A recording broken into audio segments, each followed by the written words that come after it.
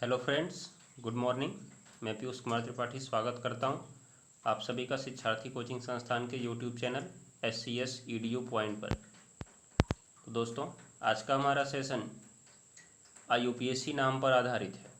जैसा कि मैं IUPAC नाम पर आधारित 3 सेशन पहले कर चुका हूं और मैं आशा करता हूं कि आप लोग ये सेशन देखने से पहले की 3 सेशन को अवश्य ही देख चुके होंगे।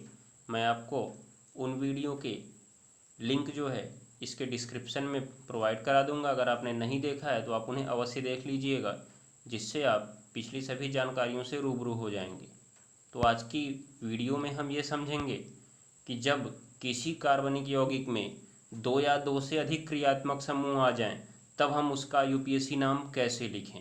ठीक है, तो हम यहाँ पे देखते हैं कि हमने पहली वीडियो में आपको समझा दिया था कि prefix, suffix second, suffix first और रूट वर्ड क्या होते हैं। दूसरे में हमने IUPAC नामकरण का नियम समझाया था। तीसरे वीडियो में हमने आपको एक से अधिक प्रीफिक्स वाले कार्बनिक यौगिकों का IUPAC नाम बताया था। आज की वीडियो में हम ये समझेंगे कि एक से अधिक मुख्य क्रियात्मक समूह वाले कार्बनिक यौगिकों का IUPAC नाम कैसे लिखें। तो फ्रेंड्स, आप लोग कॉपी पेन लेकर बैठ जाइए, क्योंकि आज हम लोग काफ़ी कुछ सीखने वाले हैं, कुछ महत्वपूर्ण चीज़ सीखने वाले हैं।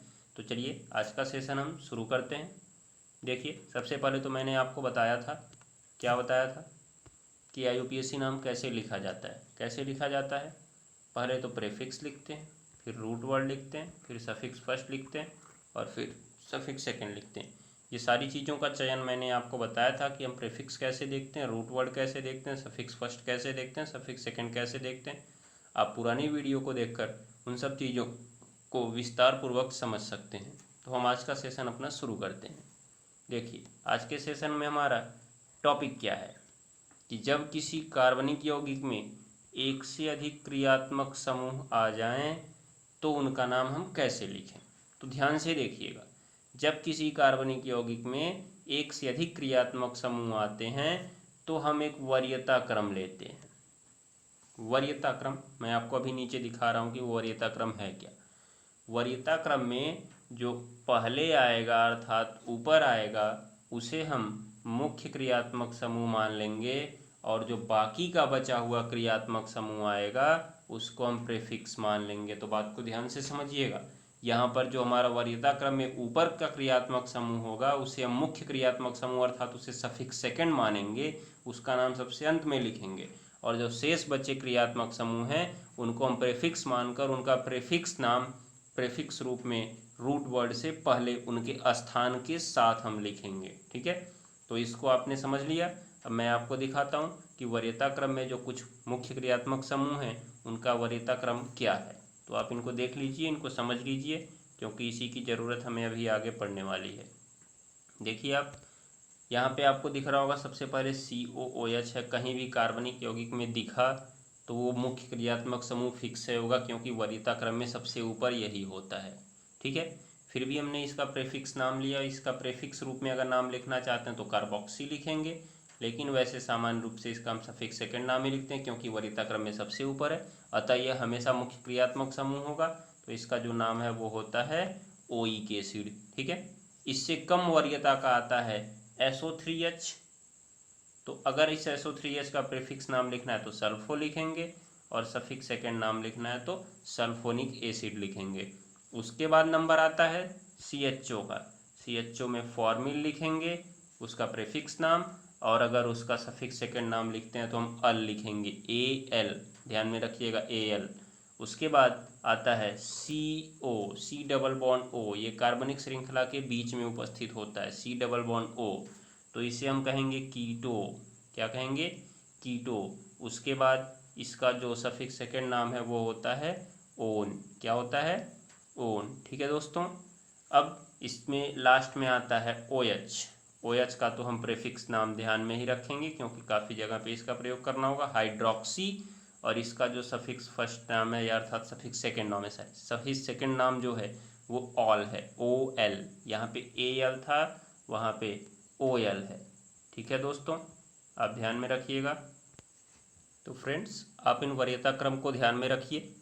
पहले आता है COOH, उसके बाद आपका आता है SO3H, SO3H के बाद आता है CHO, CHO के बाद आता है CO, CO के बाद आता है OH, और सबसे पहले क्रम में हमारा आया था COOH। इनको आप ध्यान में रखिएगा, इनका प्रीफिक्स नाम और सफिक्स सेकेंड नाम दोनों ध्यान में रखिएगा। हम आगे बढ़ते हैं। अब हम आपको कुछ एग्जाम्पल दिखाएंगे जिसमें एक से अधिक क्रियात्मक समूह होंगे और ये देखेंगे कि उनका हम नाम कैसे लिखते हैं। ठीक है, तो बने रहिए वीडियो के साथ, हम आगे बढ़ते हैं, ध्यान से देखिएगा आप। तो चलिए हम शुरू करते हैं। कुछ कार्बनिक यौगिक जिनमें एक से अधिक क्रियात्मक समूह होंगे। तो पहला हमारा आता है, पहला क्वेश्चन। सबसे पहले मैंने तो आपको कार्बनिक यौगिक बनाना सिखा ही दिया था। आप पुरानी वीडियो में देखेंगे तो आपको पता चल जाएगा कि हम कार्बनिक यौगिक बनाते कैसे हैं। मैं बनाना शुरू करता हूँ। आपको पता ही होगा कि आप जितने कार्बन का कार्बनिक यौगिक बनाना चाहते हैं, पहले आप उतने कार्बन एक साथ दिखा लीजिए। मैंने 5 कार्बन का बनाना चाहा, बना लिया, मैंने दिखा दिया आपको। ठीक है, अब आप इसमें सबसे पहले मुख्य क्रियात्मक समूहों को जोड़ लीजिए। तो एक मुख्य क्रियात्मक समूह मैं जोड़ना चाहता हूँ COOH। ध्यान में रखिएगा, जब किसी कार्बनिक यौगिक में मुख्य क्रियात्मक समूह कार्बन से युक्त हो, कार्बन से युक्त जैसे अभी आपने पीछे देखा था COOH, CHO आदि और CO, तो उसे हम मुख्य कार्बन श्रृंखला पर ही दर्शाते हैं, अर्थात हम उसे इसी कार्बन पर दिखा देंगे। ठीक है, आप इसे ध्यान में रखिएगा। उसके बाद मैं इसमें एक प्रीफिक्स जोड़ना चाहता हूँ, एक और क्रियात्मक समूह मैं इसमें जोड़ता हूँ OH। क्या? OH। ठीक है, OH के बाद मैं एक और प्रीफिक्स जोड़ देता हूँ Cl। ठीक है, इस प्रकार से मैंने इसको जोड़ा। अब मैं इसमें बाकी बचे हुए कार्बन्स के बंधों को हाइड्रोजन के द्वारा पूरा करता हूँ। तो मैं शुरू करता हूँ। सबसे पहले यहाँ पे इस कार्बन के लिए देखिए आप कि इसका एक बंध और एक बंध पूरा है, तो 2 बंध पूरा है, इसको 2 हाइड्रोजन की ज़रूरत है, 2 हाइड्रोजन आप लगा दीजिए। अगर इस कार्बन के लिए देखिए तो इसके 3 बंध पूरे हैं, इसको 1 की ज़रूरत है। इसके बाद वाले कार्बन का भी 1 की ज़रूरत है, 1 हाइड्रोजन लगाइए। लास्ट वाले कार्बन का केवल 1 ही बंध पूरा है, इसलिए उसको 3 हाइड्रोजन की ज़रूरत है, तो आप 3 हाइड्रोजन लगा दीजिए। ठीक है, तो इस तरह से हम आगे बढ़ते हैं। अब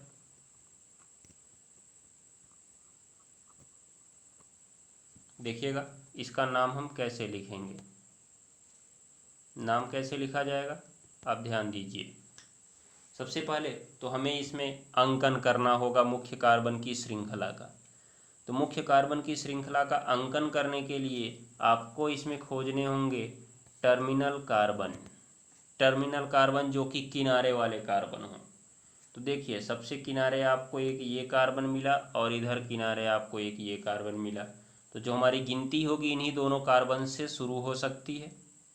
ठीक है, तो इसमें गिनती हम किस कार्बन से करें, उसके लिए अब हमें क्रियात्मक समूह खोजना होगा।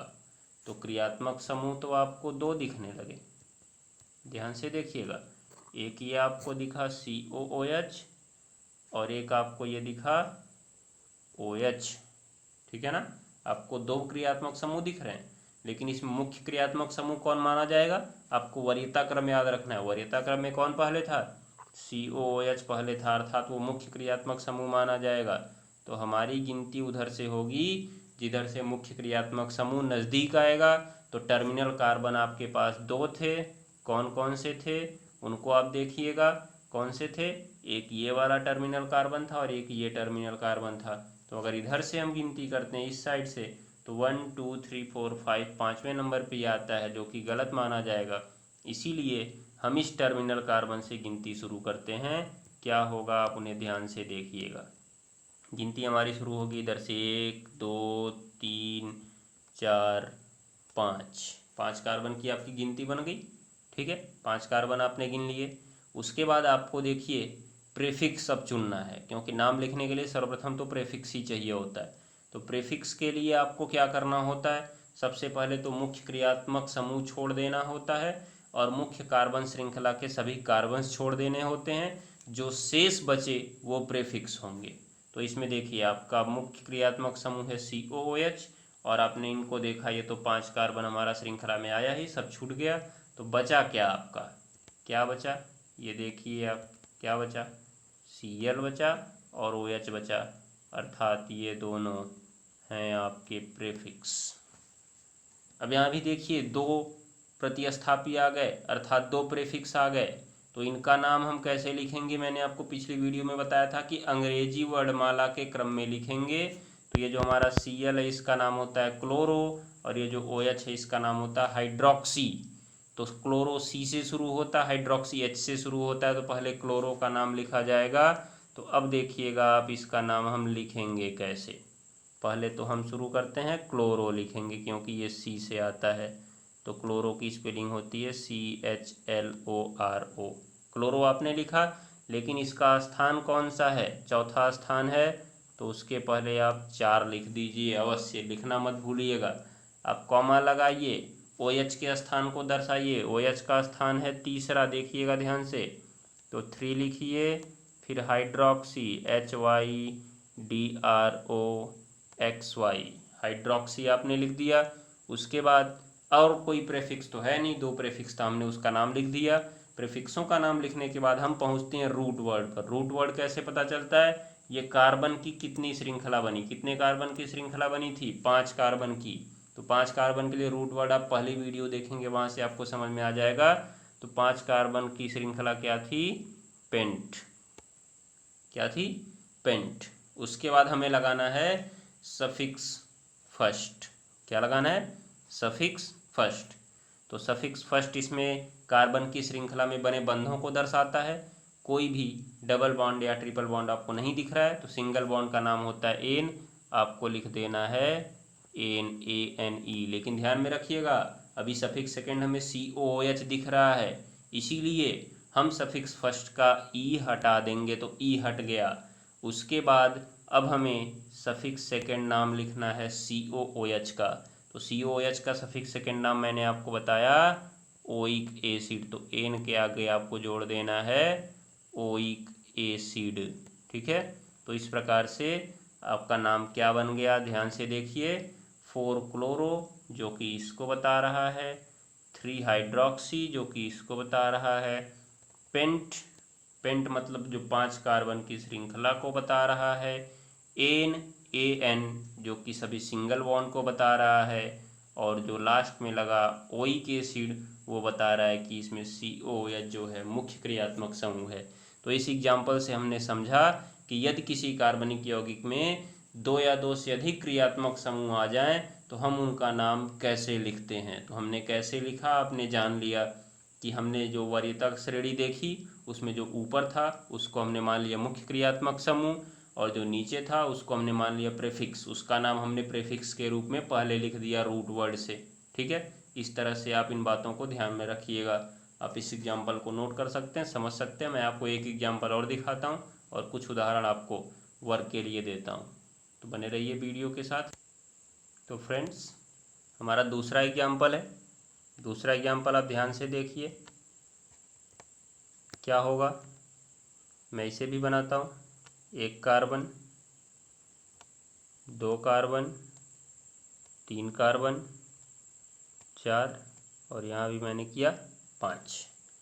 इस पे मैं यहाँ पर जोड़ता हूँ HO, यहाँ पर मैं जोड़ता हूँ डबल बॉन्ड O, यहाँ पर मैं जोड़ देता हूँ CH3, और यहाँ पर मैं जोड़ देता हूँ Cl।